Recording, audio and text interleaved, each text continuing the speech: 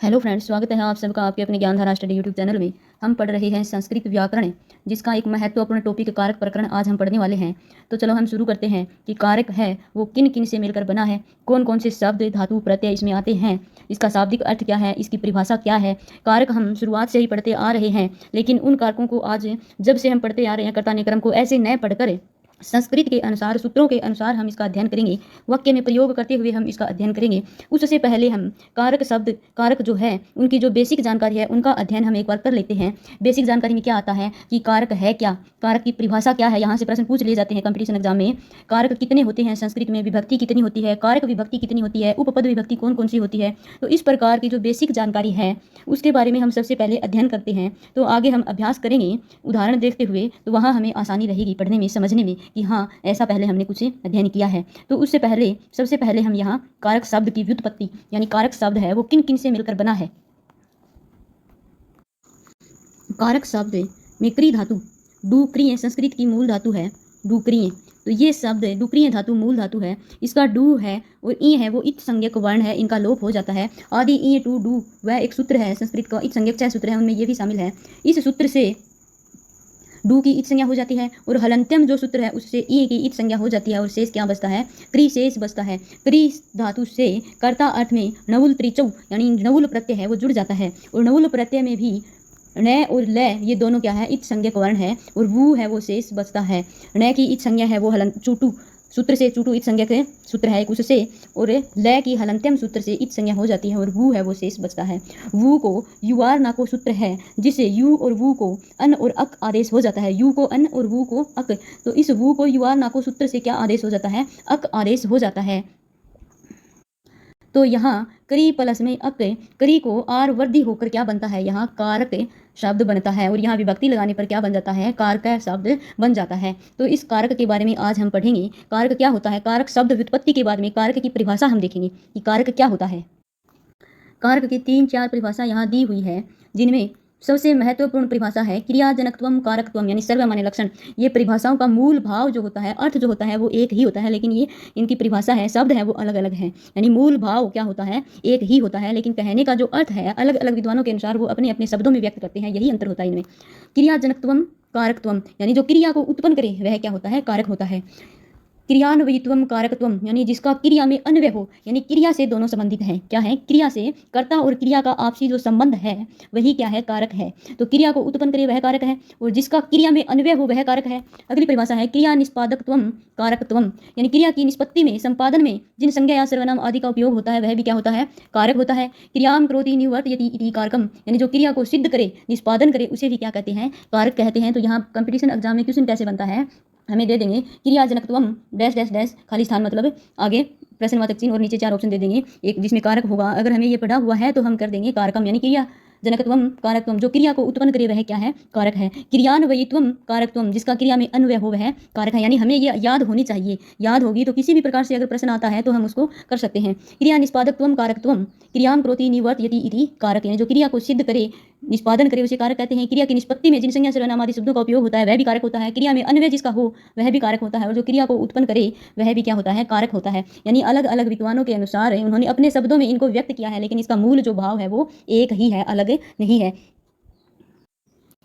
सरल शब्दों में हम इसको कैसे लिख सकते हैं, यानी जिस पद का क्रिया के साथ साक्षात संबंध हो उस पद को क्या कहते हैं, कारक कहते हैं।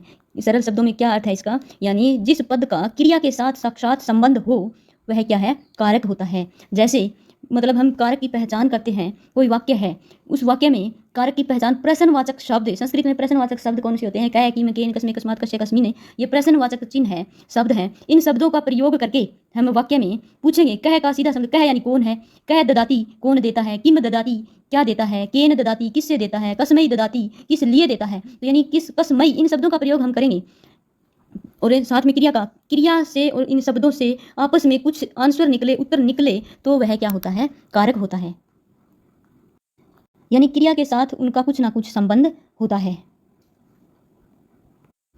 तो सबसे पहले हमने क्या पढ़ा, कारक शब्द व्युत्पत्ति, उसके बाद में कारक की परिभाषा, यानी जिस पद का क्रिया के साथ साक्षात संबंध होता है उस पद को क्या कहते हैं, कारक कहते हैं। मान लो कोई भी वाक्य है, जैसे वह देता है, वह देता है, सह ददाती, तो सह यानी कर्ता हो गया, और ददाती क्रिया हो गई देना, वह देता है। तो सह की जगह हम प्रश्नवाचक शब्द लिखेंगे, कह ददाती, यानी कौन देता है, यानी यहाँ प्रश्न बंधता है तो वह क्या है, कारक है।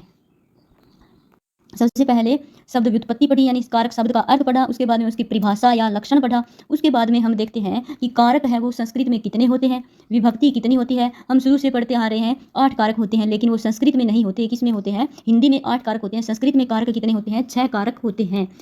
संबोधन यानी 8वीं जो विभक्ति है उसको प्रथमा में शामिल कर लिया जाता है, और जो छठा संबंध कारक है वह क्रिया के साथ उसका सीधा संबंध नहीं होता है, तो इसलिए उसको कारक नहीं माना जाता है, सिर्फ उसे विभक्ति ही माना जाता है। तो क्रिया के साथ यानी जिसका सीधा संबंध नहीं होने से षष्ठी विभक्ति को कारक नहीं मानते, और संबोधन को प्रथमा विभक्ति में शामिल कर लिया जाता है। तो कारक कितने बचते हैं, 6 कारक बचते हैं। कर्ता ने कर्म को करण से संप्रदान के लिए अपादान से भिन्न अधिकरण में पर। हमेशा याद रखना, यहाँ से क्वेश्चन बन जाता है कि कारक कितने होते हैं, कारक 6 होते हैं संस्कृत में, न कि हिंदी में। आगे है विभक्ति। विभक्तियाँ कितनी होती हैं, 7 विभक्ति होती हैं। 8वीं जो विभक्ति है उसको विभक्ति में शामिल नहीं किया जाता, क्योंकि वो प्रथमा में शामिल हो जाती है, प्रथमा विभक्ति में। और छठे को कारक में शामिल तो नहीं किया जाता, लेकिन विभक्ति में ये शामिल होती है, संबंध है वो शामिल होता है। तो विभक्तियाँ कितनी हैं, 7, कारक कितने हैं, 6। विभक्तियाँ 7 होती है, ये तो हमने पढ़ लिया सामान्य रूप से। लेकिन विभक्ति के 2 अन्य प्रकार हैं, जिसमें कारक विभक्ति और उपपद विभक्तियाँ आती है। तो ये कारक विभक्ति क्या है, उपपद विभक्ति क्या है। कारक विभक्ति वह होती है यानी जिनका क्रिया के साथ साक्षात संबंध होता है, यानी साक्षात संबंध सूचित करने के लिए उत्पन्न हुई है। तो वो कौन सी है, कारक विभक्ति, जिनको अंतरंग विभक्ति कहते हैं, यानी वो उस कारक में निहित होती है, उस वाक्य में निहित होती है। जैसे कारक विभक्ति क्या है, जैसे सह ग्रामम गच्छति, वह गांव को जाता है, यानी जो चिन्ह हम पढ़ते हैं उन्हीं चिन्हों का प्रयोग इसमें वाक्य में होता है, उसी की वजह से उनमें कारक होता है। जैसे सह ग्रामम गच्छति, वह गांव को, कर्ता ने कर्म को आया ना, तो इस को की वजह से यहाँ कारक विभक्ति है। लेकिन उपपद विभक्ति होती है, ऐसे कुछ वर्ड हैं, शब्द हैं, जिनकी वजह से होनी चाहिए उपपद विभक्ति है, वो षष्ठी विभक्ति का अपवाद माना जाता है। होनी तो उसमें षष्ठी या दूसरी विभक्ति होनी चाहिए, लेकिन होती कौन सी है उसमें, वो शब्द, जैसे एक शब्द है परितय, अभितय, प्रीतय, समया, निक्सा, हा, ये है, इनकी वजह से वाक्य में कौन सी विभक्ति आ जाती है, द्वितीय विभक्ति आ जाती है। तो वो किस वजह से आई है, यानी उन शब्दों की वजह से आई है, तो वो शब्द की वजह से आने वाली जो विभक्ति है वो क्या है, उपपद विभक्ति है। जैसे एक उदाहरण है, ग्रामम समया नदी बहती, गांव के पास नदी बहती है। ग्रामम निक्सा वनम वर्तते, ग्रामम निक्सा यानी गांव के निकटे वन है। गांव के योग में कौन सी विभक्ति होनी चाहिए, षष्ठी विभक्ति होनी चाहिए, यानी संबंध का के की, चिन्ह क्या है इनका, का के की चिन्ह है, इसमें षष्ठी विभक्ति होनी चाहिए। लेकिन षष्ठी विभक्ति न होकर इसमें द्वितीय विभक्ति है, किसकी वजह से, निक्सा यानी निकट, ये जो शब्द है इनको हमें रटना है, ये जो शब्द है कुछ उनकी वजह से इसमें द्वितीय विभक्ति हो गई। तो ये विभक्तियाँ कौन सी विभक्तियाँ कहलाती है, उपपद विभक्तियाँ कहलाती है, जो सामान्यतया षष्ठी विभक्ति का अपवाद होते हैं। तो यहाँ कारक विभक्ति और उपपद विभक्ति है। कारक विभक्ति भी कितनी है, 5 है, और उपपद विभक्ति है वो भी कितनी है, 5 है, यानी दूसरी, तीसरी, चौथी, पांचवी और सप्तमी में इनका प्रयोग होता है। यहाँ भी द्वितीय, तृतीय, चतुर्थी, पंचमी और सप्तमी में उपपद विभक्ति का प्रयोग होता है। यानी उपपद विभक्ति है वो अन्य पद का आश्रय लेकर होती है, अन्य पद की वजह से उसमें दूसरी विभक्ति आती है। और कारक विभक्ति है वो क्रिया के साथ उनका साक्षात संबंध होता है, यानी जो कारक चिन्ह है हम उनको पढ़ते आ रहे हैं शुरू से, उन्हीं की वजह से ही कारक विभक्ति होती है, ध्यान रखना। कारक और उपपद विभक्ति को छोड़कर अन्य अर्थों में भी विभक्ति होती है, जैसे प्रातिपदिक अर्थ में, संबोधन अर्थ में, संबंध अर्थ में और कर्म प्रवचनीय अर्थ में। प्रातिपदिक है वो प्रथमा में है, संबोधन है ये भी प्रथमा में शामिल है, संबंध है ये षष्ठी विभक्ति है, और कर्म प्रवचनीय अर्थ में यानी कर्म की जिसमें प्रधानता होती है, यानी वृक्षम प्रति विद्योतते, वृक्ष की ओर। तो इस प्रकार ये क्रम प्रवचनीय जो संज्ञा है वो दूसरी, पंचमी और सप्तमी विभक्ति के निमित्त होती है। तो यानी कारक और उपपद विभक्ति के अलावा भी विभक्ति होती है, वो ये है। तो सबसे पहले हमने क्या पढ़ा, कारक का शाब्दिक अर्थ पढ़ा, कारक की परिभाषा पढ़ी, फिर कारक कितने होते हैं, विभक्तियाँ कितनी होती है, और विभक्तियों के 7 विभक्तियों के अलावा एक विभाजन और है जिसमें कारक विभक्ति और उपपद विभक्ति, जिनमें 5-5 विभक्तियाँ शामिल हैं, जिसमें दूसरी, तृतीय, चतुर्थी, पंचमी और सप्तमी विभक्तियाँ शामिल हैं। इनके अलावा भी प्रथमा, अष्टमी और षष्ठी और क्रम से युक्त विभक्तियाँ जो है उनको भी शामिल किया गया है, उनके बारे में भी पढ़ना होता है। तो इस प्रकार यहाँ तक हमने अध्ययन किया। इससे आगे एक शब्द आते हैं उक्त और अनुक्त। तो ये उक्त क्या है, अनुक्त क्या है, इनके बारे में भी अध्ययन करेंगे। उक्त कर्ता एक होता है, अनुक्त कर्ता, अनुक्त कर्म, उक्त कर्म। तो ये उक्त का अर्थ हमें याद है, ध्यान है कि यानी कहा गया, अनुक्त का हो गया जो न कहा गया। लेकिन ये हम प्रयोग में करते हैं तो हमें समझना चाहिए कि ये क्या होते हैं, किस लिए कहा गया है। तो यानी जो कारक के वचन पुरुष आदि के अनुसार क्रिया का वचन पुरुष हो, यानी कारक के वचन पुरुष के अनुसार क्रिया का वचन पुरुष हो तो उसे क्या कहते हैं, उक्त कहते हैं। उक्त कर्ता में प्रथमा विभक्ति होती है। जैसे कर्तृवाच्य में, कर्तृवाच्य में क्या होता है, कर्ता में प्रथमा विभक्ति होती है, कर्म में द्वितीय विभक्ति होती है। और जो पठती क्रिया जो है, ये यहाँ बालक ग्रंथम पठती, यहाँ ये जो क्रिया है ये किसके अनुसार है, बालक के अनुसार है। बालक में जो वचन है पुरुष है, बालक में लिंग है, उसी के अनुसार ही पठती क्रिया है। बालक एक वचन का है तो क्रिया भी किसकी है, एक वचन की है। यहाँ बालक न होकर पुरुष होता, यानी स होता, स ग्रंथम पठती तो उस स का पुरुष क्या है, प्रथम पुरुष है, एक वचन है, तो पठ का भी प्रथम पुरुष एक वचन ही होगा। यहाँ बालक एक वचन का है तो पठ क्रिया भी किसकी हुई है, एक वचन की हुई है। यानी कर्ता का जो लिंग पुरुष वचन आदि है वही क्रिया का लिंग पुरुष वचन आदि होगा। यानी कर्ता के अनुसार क्रिया होती है तो वह क्या होता है, कर्ता क्या होता है, वहाँ उक्त होता है। कर्ता क्या होता है, उक्त होता है। तो उक्त कर्ता में क्या होगी, प्रथमा विभक्ति होगी। यहाँ से प्रश्न कई बार एग्जाम में आ चुके हैं कि उक्त कर्ता में कौन सी विभक्ति होती है, अनुक्त कर्ता में, ये हमें कंफ्यूज हो जाते हैं। लेकिन ये याद रखना, कर्तृवाच्य और कर्मवाच्य हमें अच्छे से आते हैं।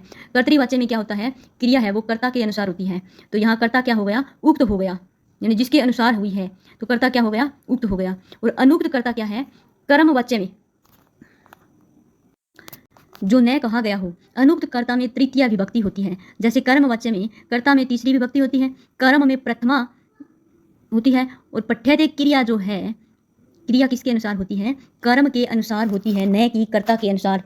कर्ता के अनुसार यहाँ क्रिया नहीं होती। कर्ता यदि बहुवचन का होगा तो भी क्रिया किसकी होगी, इस कर्म के अनुसार होगी। कर्म एक वचन का है होता है तो क्रिया भी यहाँ क्या होती है, हमेशा सेम रहती है। यहाँ क्रिया कर्ता के अनुसार परिवर्तित नहीं होती। किसके अनुसार होती है, पुस्तक यहाँ कर्म है तो इस कर्म के अनुसार यहाँ क्रिया होती है।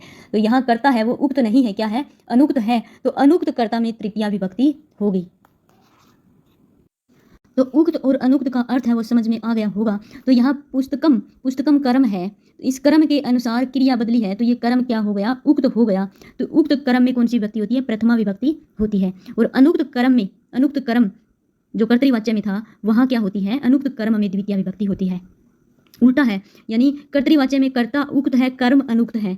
और कर्मवाच्य में कर्ता है वो अनुक्त है और कर्म उक्त है। तो यहाँ ये ध्यान रखने वाली बात है, कर्मवाच्य और कर्तृवाच्य को हमें ध्यान में रखना है। कर्तृवाच्य में कर्ता उक्त है, कर्म अनुक्त है। कर्मवाच्य में कर्ता अनुक्त है और कर्म उक्त है। तो इस प्रकार उक्त और अनुक्त है उसका अर्थ स्पष्ट हो गया होगा। अगर नहीं समझ में आए तो कमेंट बॉक्स में जरूर पूछना।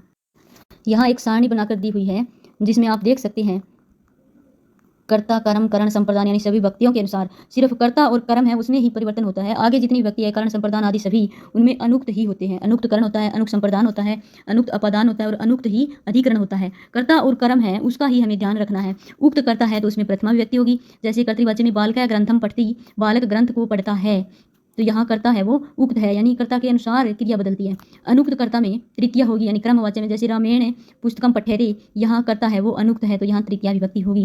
कृत्य योग्य कर्ता के योग में षष्ठी विभक्ति होती है। कृत्य ल्यूट प्रत्यय के योग में गमनम, अनम, अनम ल्यूट प्रत्यय का क्या शेष बचता है, अन बचता है, तो यहाँ क्या होगी, षष्ठी विभक्ति होगी। कृत्य योग यानी कृत्य। आगे एक सारणी भी दी हुई है, उक्त कर्ता और कर्म, यानी उक्त कौन सा होता है, अनुक्त कहाँ होता है। तो कर्ता, कर्म, करण, संप्रदान है, यहाँ सभी की सारणी दी हुई है। सिर्फ कर्ता और कर्म में ही कंफ्यूज होता है, यही अंतर है उक्त और अनुक्त का। आगे सभी करण, संप्रदान, अपादान, अधिकरण सभी क्या होते हैं, अनुक्त होते हैं। तो यहाँ हमें ध्यान रखना है, कर्तृवाच्य और कर्मवाच्य का ध्यान रखना है।